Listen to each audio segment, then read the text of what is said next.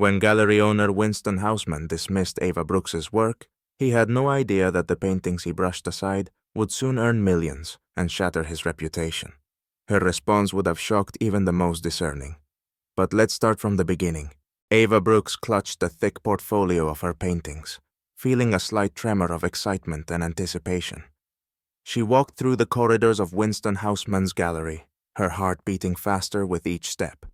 Years of work, sleepless nights, countless sketches and revisions, all of it led to this moment, hoping her art would finally be showcased in a prestigious exhibition. Houseman's gallery was one of the most revered places in the city, and even the air seemed infused with respect for art. Entering the main hall, Ava took in the grand walls adorned with the works of renowned masters, softly lit to highlight each piece's significance. Her gaze landed on Winston Houseman himself, a large, imposing man in his 50s with a cold stare and severe manners. He stood at the counter, engrossed in some documents. Ava approached him, gathering her courage, and greeted him quietly. He glanced up, briefly appraising her, as if weighing her worth. "Hello, Mr. Houseman. I'm Ava Brooks, an artist," she began, trying to maintain her composure. "I have some pieces that I think might interest you." Without acknowledging her greeting, Houseman barely nodded, allowing her to present her work. Ava opened her portfolio and began displaying her paintings. The first pages held vibrant canvases, full of bold colors that reflected her life, childhood, and inner strength. Her art spoke of her heritage and the challenges she faced as a black artist. Houseman flipped past the first page almost without looking and said with feigned indifference, "And what exactly am I supposed to see here?" Momentarily stunned by his tone, Ava quickly composed herself and continued calmly. "These pieces capture the history of my family, our community. They speak of strength, resilience, and the beauty of our journey." But Houseman crossed his arms and with a condescending smirk replied, "You see, Miss Brooks, our clientele appreciates, shall we say, more refined art. We have our standards." Ava felt something break inside. He wasn't even trying to understand her work. His words had a finality to them, tinged with arrogance and derision. "Perhaps your art would suit a local gallery or a cafe. We don't exhibit such works here," he added coolly, handing her portfolio back. Ava gripped it tightly, her knuckles whitening.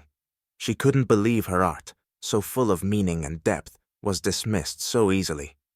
Her gaze darkened with emotion, but she knew this wasn't the time to argue.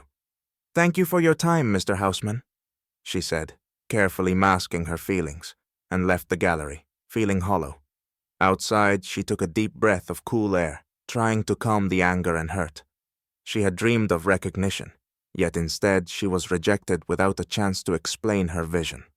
But it only fueled her determination to prove her art was worth more than the biased opinion of a narrow-minded gallerist. Ava decided she would continue on and show her work somewhere people would truly appreciate it. Ava Brooks left the gallery with a firm resolve to find a place where her art would be seen and understood.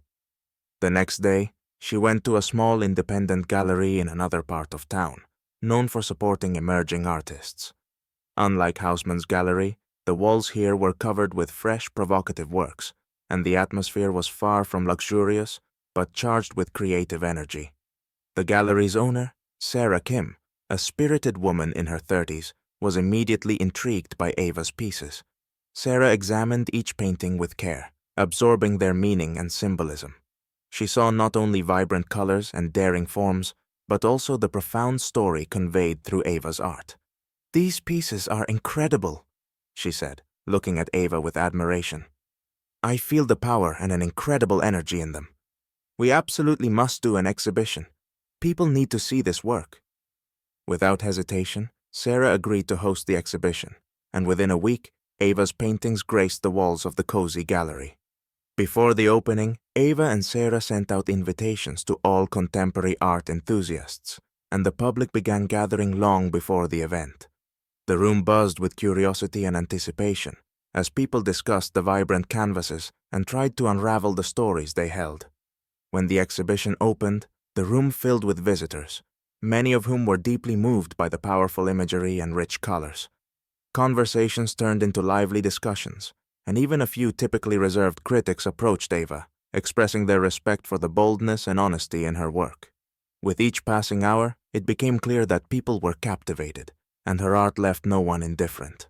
Among the visitors was a photographer from a local art magazine who took several pictures of Ava beside her work and interviewed her briefly about her inspiration and perspective on art.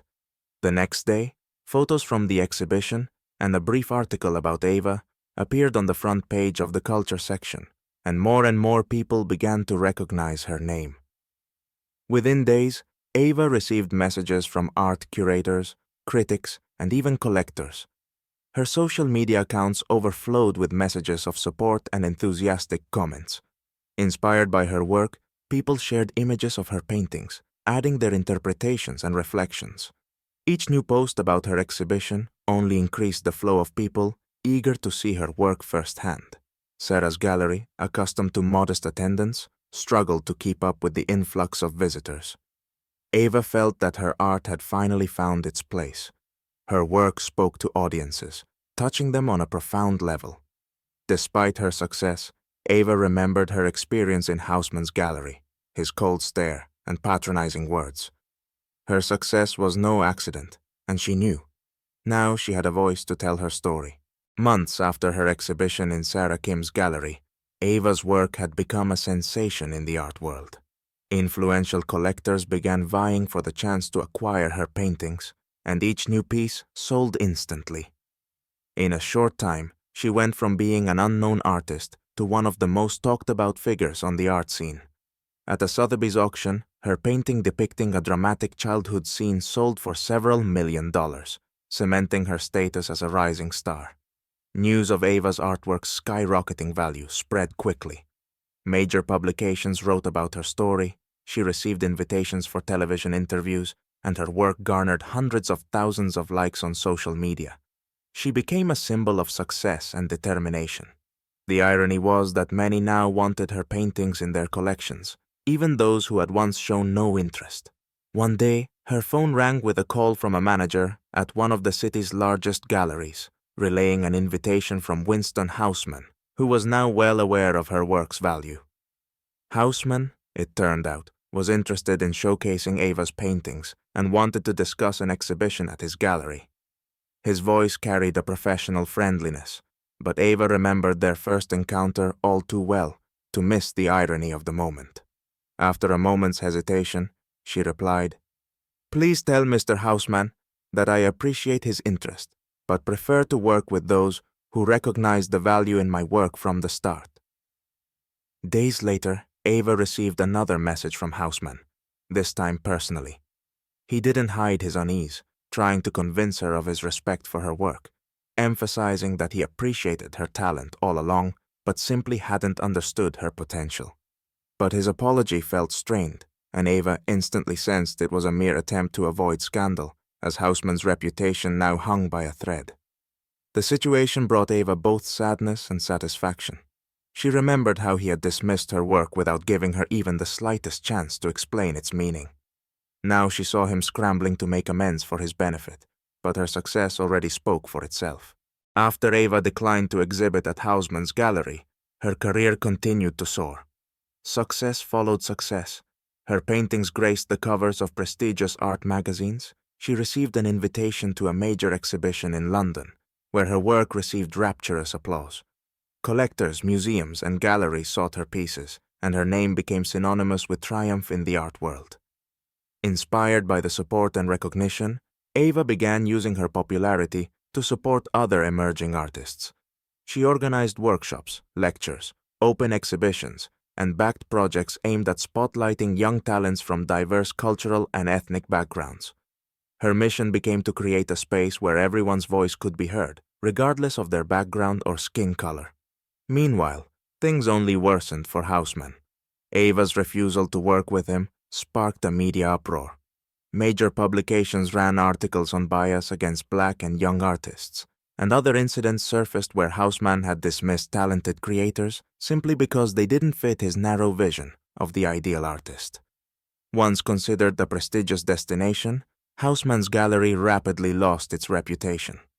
Amid the media buzz about his discrimination and unfair treatment of young talents, prominent collectors and even his regular clients began turning away from him.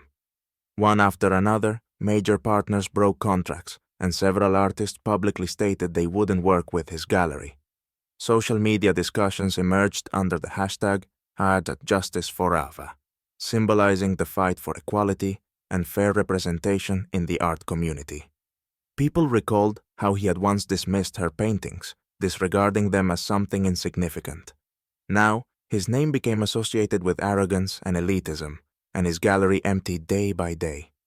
Facing ruin, Hausmann tried to reach out to Eva, sending apologies and even offering a personal exhibition in his gallery. He wrote about how he understood her significance and the depth of her art, claiming to have re-evaluated his views. But Eva's responses remained brief and cold, reminding him of their first meeting, when he dismissed her condescendingly. She made it clear that her art couldn't be used as a tool to salvage his reputation. The wave of support for Eva grew into a public challenge to gallery owners and museums, urging them to rethink their artist selection practices. The art community openly discussed the problem of systemic discrimination, and many galleries began collaborating with talented creators they had previously overlooked. Once a powerful gatekeeper in the art world, Winston Hausmann found himself sidelined. Financial losses grew so severe that he had to close his gallery, losing nearly all his influence. Looking at her art, Eva felt not spite but pride. She saw that her work had become part of a movement, inspiring others to believe in themselves. Her journey, from Hausmann's rejection to worldwide acclaim, proved that art knows no boundaries. Her story became a testament to how talent, backed by self-belief, can overcome any obstacle and make the world hear its voice.